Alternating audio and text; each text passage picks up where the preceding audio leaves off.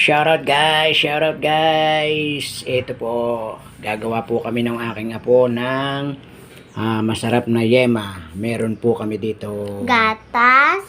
3 lata ng condensed milk at Tapos? saka ito po yung itlog, yung yolk ng itlog. Ito po ay Ito po yung mani na dinurog, sinangag ko. Tapos ay margarine.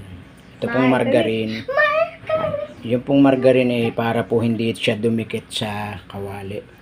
Tapos ito po nagpainit na ako ng kawali at nilagyan ko na ng margarine. Yan. Isasalin ko na lang po yung gatas. Okay. Sabihin mo kung anong gagawin natin. Ang gagawin po natin ay masarap na yema. Ayan.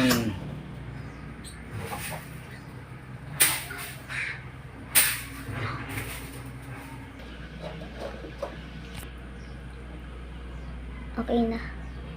Okay guys, ito na po, ilalagay na po natin ang ating condensed milk. Ayan. Uy. Masarap na. Ayan. Condensed milk. Nalagyan na. Isa pa. Ayan. Ito pa ang isa. Ayan.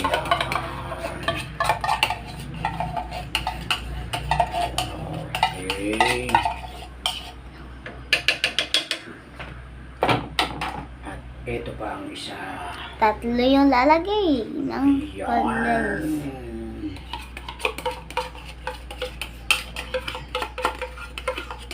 Okay. Tapos po yan ay bubuksan nyo ng apoy dahan-dahan. Mahina lang po ang apoy para hindi po masunog. Okay. Okay na. Okay. Oo, okay na.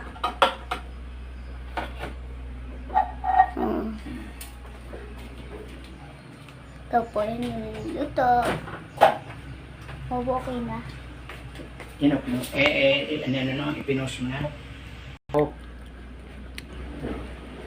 Okay. Okay na po. Okay guys, ito na. Ilalagay na po natin ang itlog. Yung hinalo nating yolk ng itlog sa ating leche plan. Pakukuloy muna po natin siya ng mga 3 minutes. Yan, nilalagay na.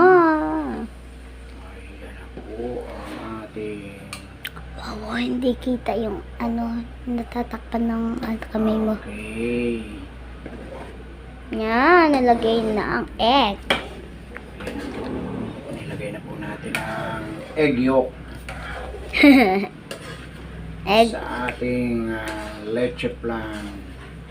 Leche plan. Ang purpose po ng egg yolk ay para po malambot, hindi siya titigas. Kahit po siya lumamig na, malambot po siya.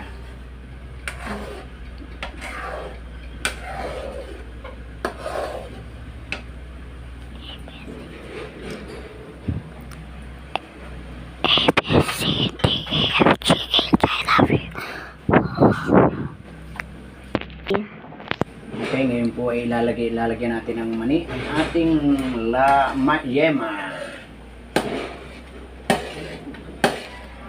Ayan, ito po ay mani nga ako ang nagsangag nito. Ayan. Hindi natin siguro ilalahat kasi marami. Marami po, pwede pa yung gamitin sa next tamo. Mga kalahati lang siguro. Ayan, pwede na siguro yan. Bobo, pag may sobra kakainin Ayan, po. pwede na yan. Tama na yun. Haluin na po natin. Okay, haluin mo muna. Halo muna. Ito po ang ating yema. Malapit-lapit na yan.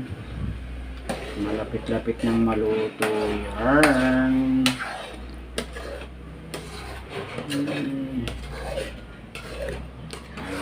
Ayan.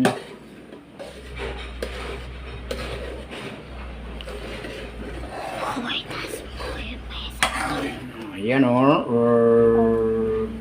Hindi pa malapot, malabnaw pa. Ayan. Konting halo pa po. Ayan o.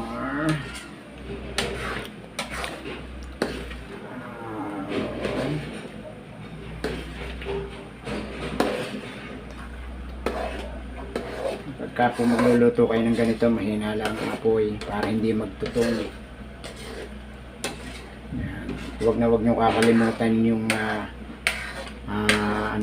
margarine o kaya ay langis kasi para hindi po siya dumikit sa kawali sa mga kutsara.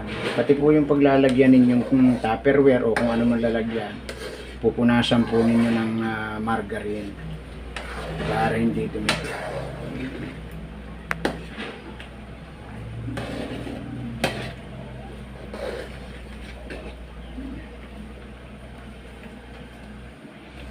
Tapos ay ipindot.